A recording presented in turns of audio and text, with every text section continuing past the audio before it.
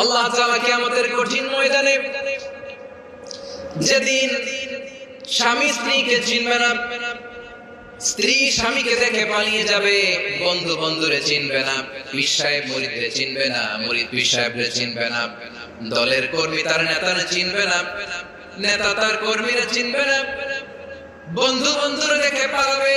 কঠিন মুহূর্তে সূর্যটা মাথার কাছে চলে আসবে, জমিনটা তামার জমিন হবে, আজকের জমিনের মতো নয়।